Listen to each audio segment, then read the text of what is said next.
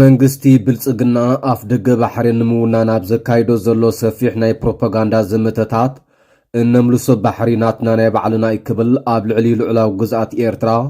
ቁሉዕ ወራርን ጥሕሰትን ዝፍጽም መግለጺ ከውፅእ እንከሎም ምስ ኣባላት ቤት ምኽሪ ኣኼባ ዘካየደ ሚኒስተር ጉዳያት ወጻእቲ ሃገር እውን ሕቶ ኣፍ ደገ ባሕሪ ኣህግራዊ ተቐባልነት ረኺቢኡ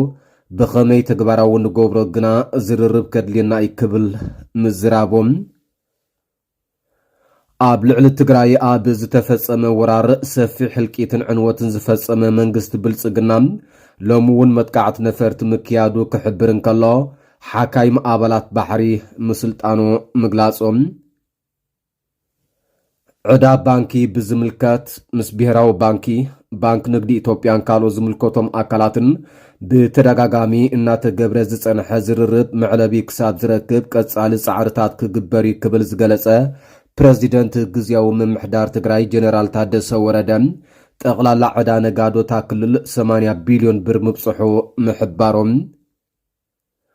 እስራኤል ኣፍልጦ ሃገርነት ሶማሊላንድ ምድማፃን ግብፂ እውን ኣብ ዓሰብን ወደብ ጅቡትን ወታደራዊ ማዓስከራት ክታንጽ ምዃና ምሕባራን ስዒቦም ኣብ ዞባ ቀርኒ ኣፍሪቃን ማእከላይ ምብራቕን ሓደሽቲ ምዕባለታት ክረኣዩ ጀሚሮም ምህላዎም ኣብ ዝግለጸሉ ዘሎ እዋን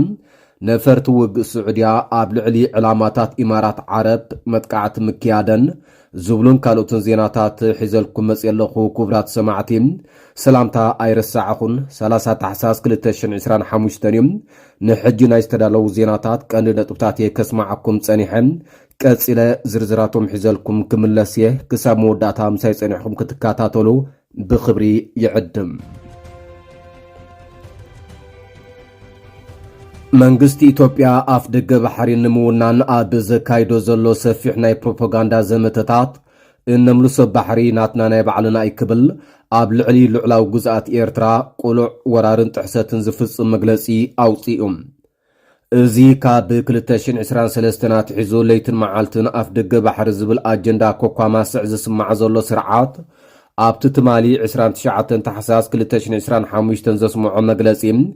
ኢትዮጵያ ቅድሚ ከባቢ 30 ዓመታት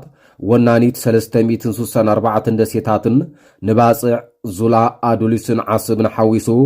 ብርክት ዝበላ ወደባትን ምንባራ ዝገልጽ እዮም መንግስቲ ብልጽግና ካብ 2023 ናትሒዙ ኣጀንዳ ጉዳይ ዋንነት ኣፍ ደገ ባሕሪ ምልዓል ካብ ዝጅምር ኣብ ልዕሊ ልዕላዊ ግዝኣት ማያውን ምድራውን ኣካል ኤርትራ ቁሉዕ ጥሕሰት ዝፍጽም መግለጺታት ብተደጋጋሚ ከስምዕ ምጽንሖ ዝፍለጥ ኮይኖም ካብኡ ሓሊፉ እውን ሰፊሕ ወተሃደራዊ ዲፕሎማስያውን ፖለቲካውን ዘመተታት ኣብ ምክያድ ተጸሚዱ ይርከብ እዚ ከምዚ ልናሃለወ ሚኒስተር ጉዳያት ወጻኢ ብልጽግና ጊደወን ጢሞቴዎስ ሎሚ ምስ ኣባላት ቤት ምኽሪ ሃገር ኣብ ዘካየዶ ኣኼባ ጉዳይ ኣፍ ደገ ባሕሪ ኣህግራዊ ተፈላጥነትን ተቐባልነትን ክረክብ ጌርና ኢና ተሪፉ ዘሎ ጉዳይ ብኸመይ ነተግብሮ ዝብል ዛዕባ ይክብል ተዛሪቦም ካብ ኢትዮጵያ ከወፃና መንግስቲ ብልጽግና ኣፍ ደገ ባሕሪ ንምውናን ጎኒ እቲ ዘካይዶ ዘሎ ዲፕሎማስያዊ ምንቅስቓስ ሰፊሕ ወተሃደራዊ ምድላዋት ይገብር ከም ዘሎ ዝፍለጥ ኮይኖም ሙቓም ኣባላት ሓይሊ ባሕርን ምሽማት ናይ ውግእ መራክብን እውን ኣካል ናይቲ ዘካይዶ ዘሎ ምድላዋት ምዃኑ ብመንገዲ ማዕከና ዜናኦ ከጋውሖ ዝጸንሐን ዘሎን እዩ ከም መቐጸልታ ናይዚ ድማ ሎሚ ኣብ ዘሕለፎ መልእኽቲ ኣባላት ሓይሊ ባሕሪ ሃገራዊ ተልእኾ ንምፍጻም ኣብ ዝወፍርሉ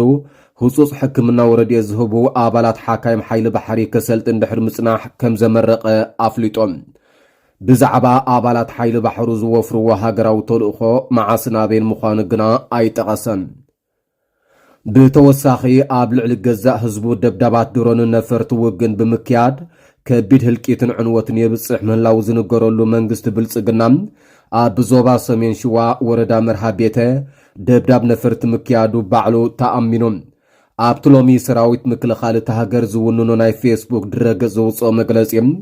ኣብቲ ዝተጠቕሰ ከባቢታት ዝንቀሳቐሱ ዘለዉ ዕጡቓት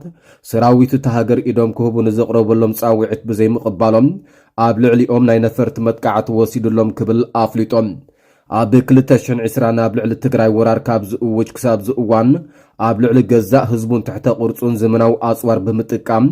ሰፊሕ ሕልቂትን ዕንወትን የብጽሕ ምህላው ዝንገረሉ ብልጽግናን ኣብ ልዕሊ ሰለማዊ ሰባት ንዘብጽሖ ህልቂት ዝቐርበሉ ክስታት ግን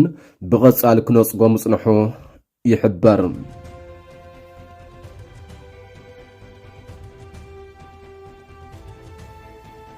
ዕዳ ባንኪ ብዝምልከት ምስ ብሔራዊ ባንክ ንግዲ ኢትዮጵያን ካልኦት ዝምልከቶም ኣካላትን ብተደጋጋሚ እናተገብረ ዝጸንሐ ዝርርብ መዕለቢ ክሳብ ዝረክብ ቀጻሊ ጻዕርታት ክግበር ይክብል ፕሬዚደንት ግዚያዊ ምምሕዳር ትግራይ ጀነራል ታደሰ ወረደ ገሊጾም። ከባቢ 80 ቢልዮን ብር በፂሑ ዘሎ ዕዳ ነጋዶ ትግራይ ማሕበራውን ቁጠባውን ትግራይ ዝሃሲ ስለ ዝኾነ ዝርርባት እናተገብረሉ ከም ዝመፀ ዘረድአ እቲ ፕሬዚደንት እቲ ብደረጃ ፌደራል ወፂ ዘሎ ሓድሽ ኣዋጅ እንታይ ይገበር ዝብል ዕዮ ገዛ ሒዝካ ምርድዳእ ከም ዘድልየውን ኣረዲኦም። እቲ ብመንግስቲ ፌደራል ዝወፃ ሓድሽ ኣዋጅ ግብሪ 1395 ዝባር 17 ተጋሩ ዘይሳተፍሉን ኮነኢሉ ማሕበረሰብ ብንግድና ንምድኻምን ዝስራሕ ዘሎ እዩ። ስለዚ ንብረትና ክሕረጅን ንጨረታ ክወፅን ኣይግብኦን ዝበሉ ማሕበረሰብ ንግዲ ከተማ ሽረ እንዳስላሴ ብግዲኦም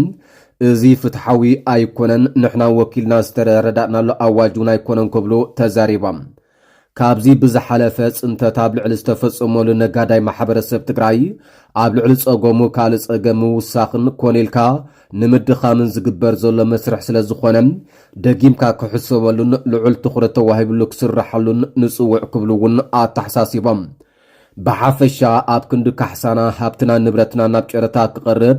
ብተደጋጋሚ ብባንክታት ደብዳቤታት ይጸሓፈልና ኣሎም። ካብዚ ብተወሳኺ ልዕሊ ዓቐና ግብሪ ክንከፍል ይግበር ስለ ዘሎም ብህፁፅ ዝምልከተኩም ኣካላት ደው ከተብልውን ፍታሕ ከተናዲሉን ይግባእ ክብሉ ድማ ማሕበረሰብ ንግዲ ከተማ ሽረ እንዳስላሴ ንፕሬዚደንት ግዚያዊ ምምሕዳር ትግራይ ጀነራል ታደሰ ወረደ ተላብዮም።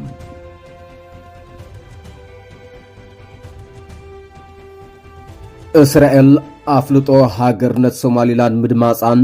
ግብፂ እውን ኣብ ወደባት ዓሰብ ከምኡ ናይ ጅቡትን ወታደራዊ ማዓስከር ክትሃንጽ ምዃና ምግላፃን ስዒቡ ኣብ ዞባ ቀርኒ ኣፍሪቃን ማእከላይ ምብራቕን ሓደሽቲ ምዕባለታት ክረኣዩ ጀሚሮም ምህላዎም ኣብ ዝግለጸሉ ዘሎ እዋን ነፈርቲ ውግእ ስዑድያ ኣብ ልዕሊ ዕላማታት ኢማራት ዓረብ መጥቃዕቲ ምክያደን ተገሊጾም። ነፈርቲ ውግእ ስዑድያ ትማሊ ሑቲ ኣብ ዝቋጻጸሮ ደቡባዊ ክፋል የመን ዝርከብ ወደብ ሙቃለ ዕላማ ብምግባር ኢማራ ዘራገፈቶ ኣጽዋር ከም ዝደምሰሰት ዝገለጸ እቲ ሓበሬታ እዚ ተርእዮ ኢማራት ነቲ ደቡባዊ ክፋል የመን ተቋጻጺር ዘሎ ሑቲ ክግንጸል ሙሉእ ደገፍ ክትገብረሉ ምዃና ጽንጽንታታት ኣብ ዝስማዓሉ ዘሎ እዋን እዩ። ዓረብ ኢማራት ሓንቲ ካብተን ቀንዲ ጠንቂ ኣብ ዞባ ቀርኒ ኣፍሪቃ ዘለዎ ፖለቲካውን ወተሃደራውን ቅልውላዋት ምዃና ዝገልጹ ተንተንቲ ኣብ ሱዳን ኣንጻር ሰራዊት ሱዳን ውግእ ገጢሙ ዘሎ ንከባቢታት ኮርዶፋን ዝቋጻጸር ሓይሊ ዳዕመል ሰሪዕ እውን ናይ ምግንጻል ሕቶ ከልዕል ድፊእ ትገብረሉ ከም ዘላ እዩ ዝንገር። ኢማራት ኣብ ሱዳን ኣብ ዝካየድ ዘሎ ሕድሕድ ውግእ ኣብ መንጎ ማእከላይ መንግስቲ ሶማልያን ሶማሊላንድን ኣብ ሕድሕድ ውግእ የመንን ከምኡውን ኣብ ዝሓለፈ ኩናት ትግራይ ብቐጥታ ይኹን ብተዛዋሪ መንገዲ ተሳትፎ ምግባራ ዝፍለጥ እዮም።